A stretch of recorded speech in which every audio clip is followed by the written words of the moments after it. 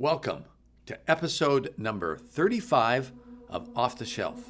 In all of our questions, all of our searching, when we are wrestling, you don't let go.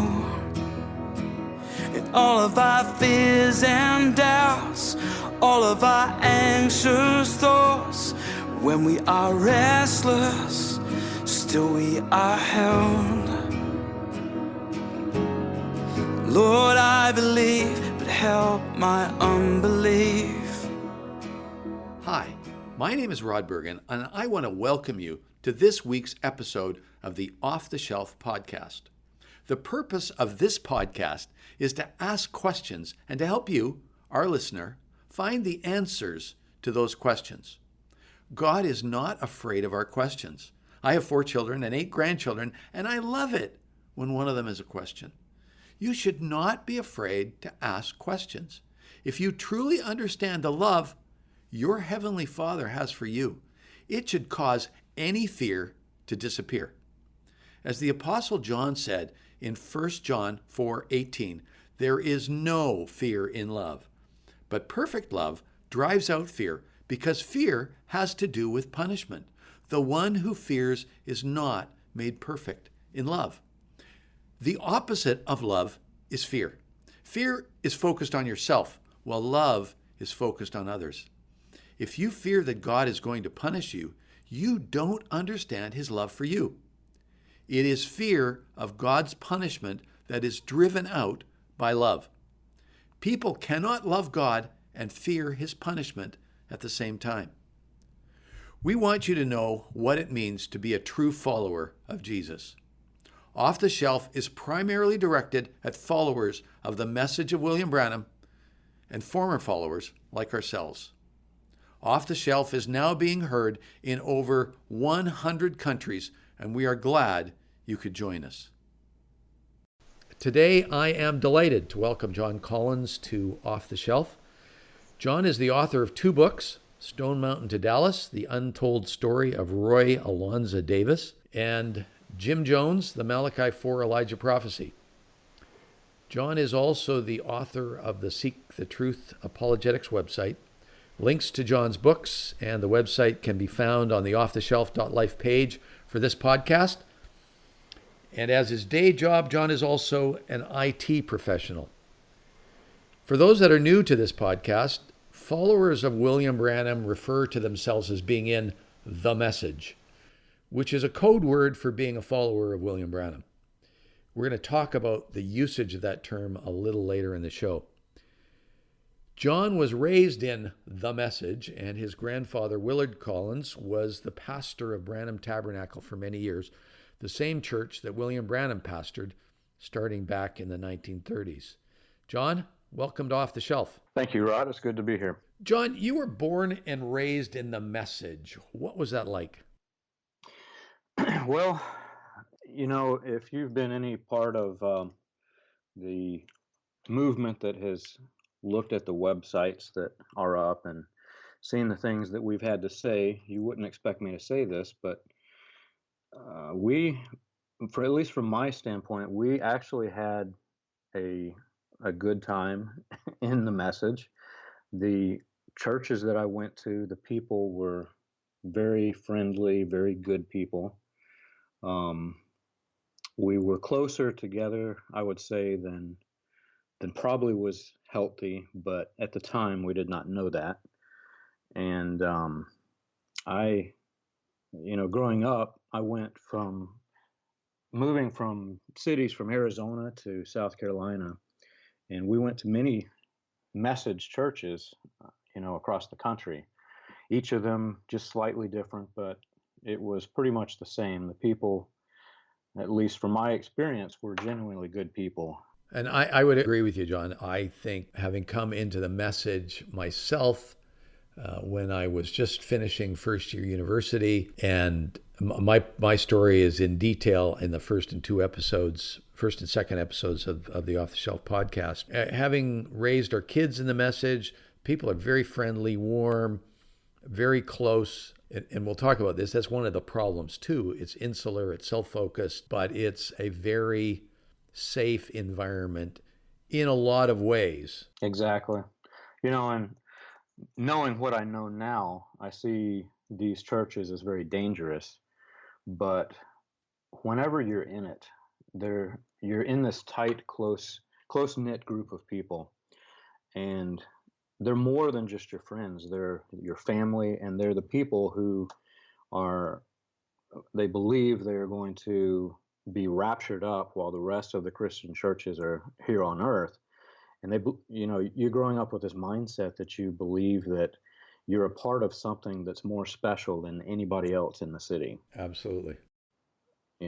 When you're in that type of environment, it's very hard to leave because it becomes like a security blanket. Yeah. And Mormons and Jehovah's Witnesses are not dissimilar in that kind of cultural framework that people live in. Right. Now, I will say that my experience may not match other people who were born and raised in the message. As you said, I'm the grandson of Willard Collins, who was the pastor for many years at Branham's Tabernacle. And we were, I call it cult royalty. we were a people that, we didn't have blessings beyond what other people had, except for in certain areas, but we had a lot of people that looked up to us. I could, up until 2012, when all of this started, I could walk into The Message church, and instantly I would have the pastor calling me to either speak, pray, or sing, just because I was a Collins. Yeah. And, it was unusual. But I was, to some degree, I did have blessings more than other people who were born and raised in the message or came in later. I was born under one of William Branham's prophecies to my grandfather, one that my grandfather told often from behind the pulpit until 2012. But I was born under the blessing from William Branham to my grandfather: all of your children and all of your grandchildren will be saved. And this was my eternal security blanket while I was in the cult. I had free salvation. Just like a get out of jail free card. It was. What's interesting, I have an aunt who was born directly under that same blessing. She got it before I did. And she left the cult when she was age 16 and has never looked back. So growing up, there's this cognitive problem that I had. She was under the same blessing as me, and her hair was about as short as mine was, probably a little bit longer. And she didn't follow the Pentecostal dress code, didn't follow the Pentecostal haircuts, but she was saved in the same way I was saved, which was confusing to me. Meaning saved being that you had the prophecy, so you really couldn't get unsaved. Exactly. I mean, you either had to accept the fact that William Branham was a false prophet and this prophecy failed, or somehow, we both had the free ticket to heaven, basically, and as did the other children and grandchildren. So was this prophecy made publicly on a tape, or was it just made to your grandfather? It, like a few that my grandfather tells, I believe it was one that he told in private to my grandfather. Yeah. So, I take it kind of with a grain of salt. There were so many prophecies told to so many different people in private, and you talk to each one of them individually, and it was the greatest prophecy William Branham ever gave. But then they don't really align with each other. No, and I know, hearing some stories, there are people who on their deathbed have basically confessed he lied. Yeah. The prophecy that he told me was going to happen didn't happen. Right. And one of the problems that I see in this group is that William Branham would often make statements of assumption, but because of his elevated status among people, something that he said as assumption was much more than something that I would say as assumption. Yeah. And something that he would predict that was simply a statement of I assume this might happen. People took those kind of statements as prophecies, and they went to their graves believing them as prophecies. Yes. It would be like if I would say that the Chiefs are going to win the Super Bowl. You would laugh at me because the Chiefs are highly unlikely to do this. But if he were to say it, the entire group of people would be rooting for the Chiefs to win the Super Bowl. Yeah, yeah, no, that's exactly right. And people that haven't been in the message don't really understand Branham's special status as a prophet. Exactly. Although we keep challenging people, so find us a prophecy that William Branham made on a tape that's clearly a before the fact prophecy, and then show me clearly its unambiguous fulfillment. Right. Nobody's brought one of those to us. And they laugh when you say, oh, ha, ha, ha, ha. There's lots of them. Okay, just give us one. Right. Just one single prophecy. And nobody has to date. Right.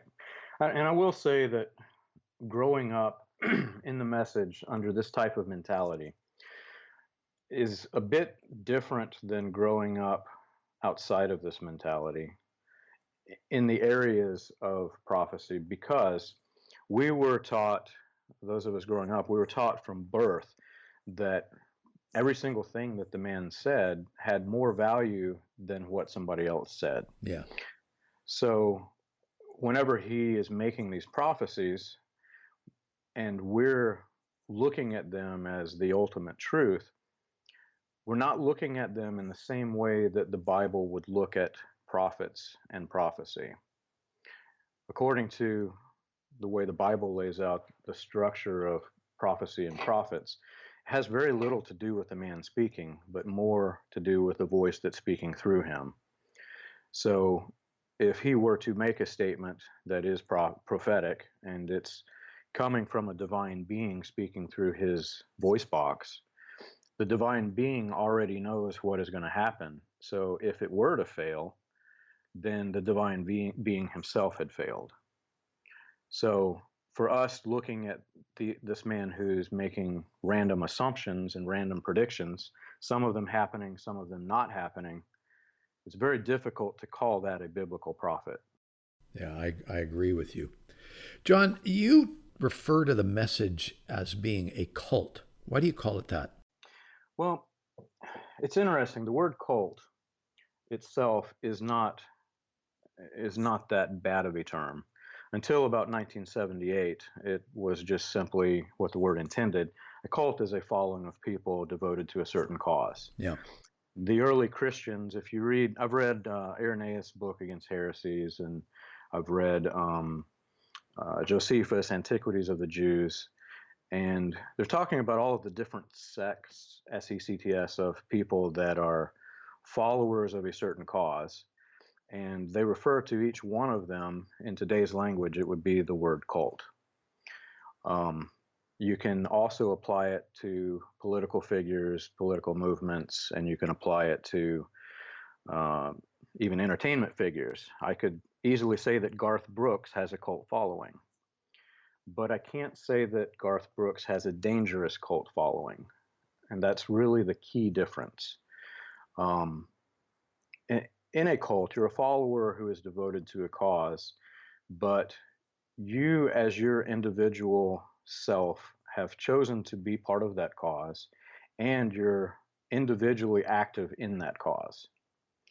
In a destructive cult, you have a central figure who is manipulating you to his opinion for that cause, and he, through manipulation, through control of behavior, control and hiding of information, control of thought, and control of emotion, is manipulating you to be part of his cause, whether you want to or not. Over a long period of time, this becomes destructive. So I refer to the message as a destructive cult because there are many things that we have found were hidden from us for decades. And it's very easy to see and identify the different areas of control. Yeah, and ultimately it's about aberrant behavior, behavior that is destructive and creates all sorts of problems with people once they're engaged in that negative behavior. Exactly.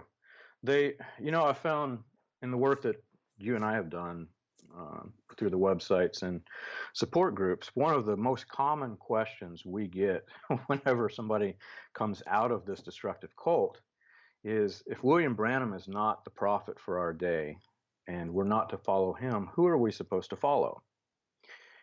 And then from the other side of this, the people who are still in the cult, refusing to leave, they say, I'm a follower of William Branham. Who are you a follower of? Yeah. And they have become so dependent on following somebody that they're actually unable to lead themselves. And that is the result of a destructive cult. Yeah. And ultimately, what the Christian church is about is becoming a true follower of Jesus Christ and not a follower of somebody else. Exactly. So take the Christian church as an example, and take any other healthy group as an example. They all display the same properties.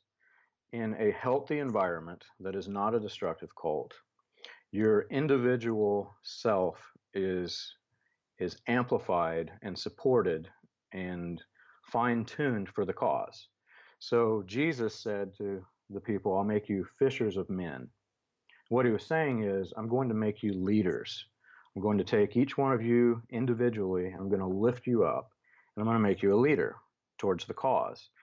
If you take Christianity, if you take any healthy support group, they all are individually boosting people as leaders, each in a different way. They each have individual strengths and weaknesses, but they're creating leaders, not followers. A destructive cult is creating followers, not leaders. And that goes back to 1 Corinthians chapter 8. Paul says that knowledge puffs up, but love builds up. And what Christianity is at its essence is a message of love, which builds people up. Exactly. So, John, we've been talking recently because you had an interview with CBC. For those folks in the U.S. or outside, and this podcast is now heard in over 100 countries. CBC is the Canadian Broadcasting Corporation. I live in Canada. John lives in the U.S. And in a recent interview on CBC, which is our Canadian national broadcasting system, you said that the people in the message were isolated. What did you mean by that? What's your reasoning behind this? Yeah, in the interview, we were discussing exactly the question that you asked me before this. Why do I say that the message is a cult? And I was describing to the person interviewing me the difference between a cult group of people and people who are in a healthy environment. And specifically, I was describing William Branham's The Message cult and how it differed from Christianity as a whole. And we were isolated, maybe not physically, but we were isolated theologically and mentally to believe that we were an elite group of Christian people and that all the other Christian people in the city or in the country or in the world, because they didn't have the same belief set that we had, they were inferior to our superior status. We felt that we were the ones who were holier than them, and because of this, God would take us, as we called ourselves, the little bride. We were taught that we were of a higher status and we would be raptured before the rest because we were better than them. And that whole teaching ends up creating a whole lot of spiritual pride and isolationism. I agree with that. Right. So, John, you talked about attending a number of message churches as you were growing up. For those that might not be aware of it, the Message doesn't have an organizational structure. They pride themselves in being non-denominational, and they all claim to be in the same non-denominational religion. But we know that, in fact, there are a whole lot of different subsects, subcults within the message. What insights do you have into these different message churches that some others might not have? Well, as I said earlier, my family moved quite a bit growing up, and we lived in cities around the United States and went to some of the bigger churches that I'm sure many are familiar with, and some of the smaller churches that many probably have not heard of, many within the message cult. And I will say this, as good as many of the church's people were, it was very confusing to me when I would go from one church on one end of the country to another church on another end of the country. The foundational structure of the message cult differs from Christianity in many ways, but in this one aspect alone, I believe it elevates the likelihood that two particular message churches will be so polar opposite of each other that they won't even fellowship together. Within the message teaching, you're taught that it is heavily based off of the works that you do, whether or not you're righteous. You've got the Pentecostal dress code that if women were to break this, then immediately they're unrighteous. And you've got, for the men, you've got many different things that you abstain from or you forbid yourself to do. And these things, basically, you're earning your salvation. You're the one, all the weight of your salvation is on your shoulders in these churches. Whereas in mainstream Christianity, you look for Christ to be the one that has done the work. Exactly. You know? And the message is Jesus plus William Branham. Well, it's Jesus plus William Branham, but also Jesus plus William Branham plus here are these things that you must do in order to be saved. Well, and that's exactly where the plus William Branham comes in. So you focus on the plus William Branham, and eventually it becomes, well, what did William Branham say? Not what does the Bible say. And in fact, that's where we got the name for this podcast, is when there's a discrepancy between the Bible and what William Branham said, you were always told, well, just put that passage of the Bible on the shelf. Yep. And then pray about it, and eventually God will explain it to you. And that's what we're trying to do in this podcast, is haul all of this stuff back off the shelf and show people that, in fact, they were wrong to put it on the shelf. It should never gone on the shelf to start with. Exactly. So, looking back at all of this, I wish I knew then what I knew now. Yeah. But when I left the message, I basically took the approach that I wanted to present it myself to other people, other Christians, as though I'm a brand new person, had never heard of Jesus Christ, had never heard of the Bible. I'm completely open to learning, and I want to start over from scratch. And I started reading the Bible from cover to cover. I'll bet during the first year, I want to say I read it at least 4 to 5 times. In the years to come, I'll bet I have probably read cover to cover 10 times and studying details as I'm going. And one of the things that I've came to learn in the New Testament, it describes the problem that the Pharisees had.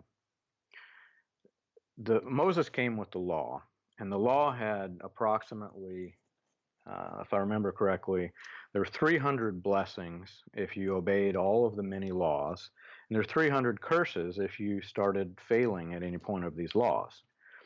And these laws were written many, many decades before Jesus came, and many of the laws were for a time and place much different than the time and place that was whenever the Roman occupation of Jerusalem. And so there was this huge problem. What do we do if there's this law that doesn't even present any way to fulfill it in our day? So they created lawyers, and the lawyers would come and examine scripture and examine what people were doing, and they would add to the law. So they were making the law bigger. They would add additional rules, additional regulations. And you had the Pharisees, who Jesus harshly condemned. These Pharisees were the ones who were trying to live by all these laws. They're struggling, and they were rebuking anybody who didn't try to fulfill the laws their way, insomuch that they valued the religion more than they valued the reason for the religion. And growing up in all of these different churches, you had one church with one set of rules and another church with a completely different set of rules. And, it was confusing to me. You could go to one church on the West Coast, and the women weren't allowed to wear open-toed shoes. And you go to one on the East Coast, and they wore sandals. Well, which is right, which is wrong?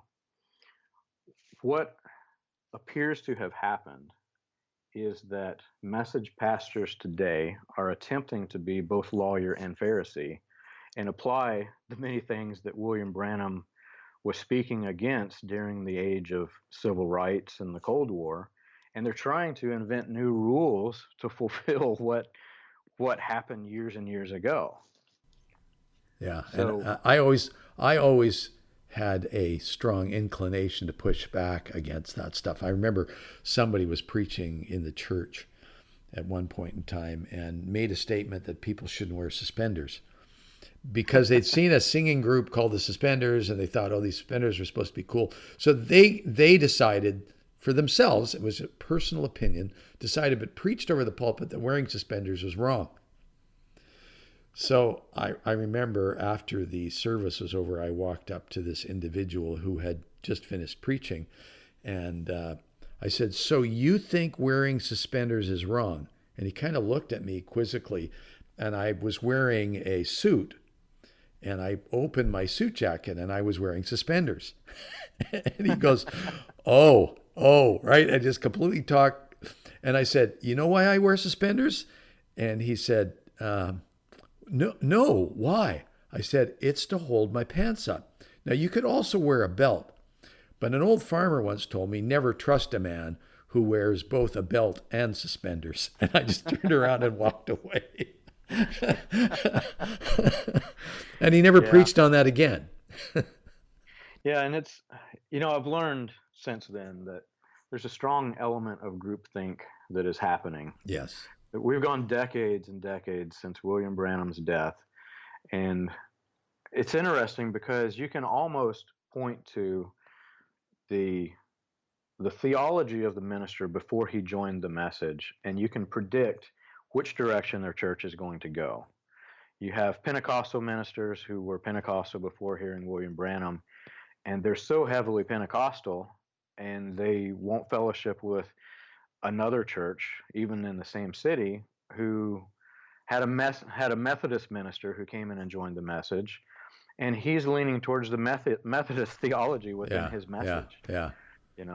And you also have people like who are following people like Lee Vale, who have taken the message and taken bits out of it and run into places you just like, how do you get there? Because ultimately they're now Arians or maybe Nestorians or some kind of mixture between the two. They deny the deity of Jesus Christ. And you look and say, well, these people aren't even, in any reasonable sense of the word, they're not Christians. They're as much maybe as a Christian as a Jehovah's Witness would be called a Christian, but they're not really. They would be considered by the historical Christian church for the last 2,000 years to be well outside the parameters of orthodoxy, which just means right teaching. And these guys have got there, and I don't, like, for the life of me, I don't know how they got there, but they have. It's bizarre. Right. Well, you know, I've spent a lot of time trying to analyze what happened to us, specifically what happened to me. But in studying the sermons from William Branham, it's almost like when you study the Bible, if you read the Bible for what it says, you get a picture, and that picture is formed in your mind based off of what you're reading, based off of your perception of what's happening. But then if you study the cultural aspects of the statements contained in that passage, and you study the history that was during that time period, and you study all of the different mythologies that surround that particular passage of scripture, it can sometimes look entirely different than what you first thought, than what you first read. Whenever you examine William Branham's sermons in the same way, it's very much the same thing. If you go, he was an evangelist who went to many different churches, around the world. And what was interesting is when I started noticing his difference in theology from church A to church B. He's speaking, in one example, he's speaking before a group of Trinitarian people. And at the end, he has this prayer, and he says, "Father, thank you for we who have accepted the Trinity. The Trinity accepted Jesus, the third person of the Trinity." I can't remember his exact words. Yeah. But he is before a group of Trinitarian people openly accepting the Trinity. Then, I think in the same month, he goes to another church that is anti-Trinitarianism. And he says basically that anybody who accepts the Trinity has accepted the mark of the beast. And to a person who didn't travel with him from church A to church B, they would think that he's anti-Trinitarian. But to a person who was there and heard him accept the Trinity, and then goes to the new church and condemns himself for accepting the Trinity, they would be very confused. What is this man doing? He sounds like a good politician. Exactly. We are going to end the podcast there for this week as we try to keep our episodes under 30 minutes. We invite you to join us next week for part 2 of our interview with John Collins. If you have a question or comment, please feel free to go to our website at offtheshelf.life. There is a comment section at the bottom of every episode's webpage, or you're welcome to send me an email to rod@offtheshelf.life. Have a great week, and thanks for listening. The questions come, but you remain. The battles roar, but still you reign. And I believe one thing will never change. You are faithful. You are faithful. In all of our chaos, you will be constant. You can be trusted above it all. All of our fears and doubts, all of our anxious thoughts, you are not absent within the storm. No, the questions come, but you remain. Oh, and the battles roar, but still you reign. And I believe one thing will never change. You are faithful. You are faithful. Oh, the questions come, but you remain. The battles roar, but still you reign. And I believe one thing will never change. That you are faithful.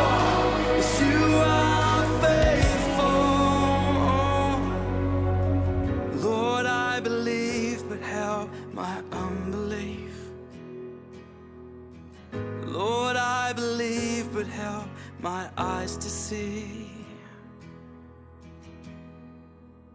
You are faithful, you are faithful. Yes, you are faithful, God, to the end. You are faithful,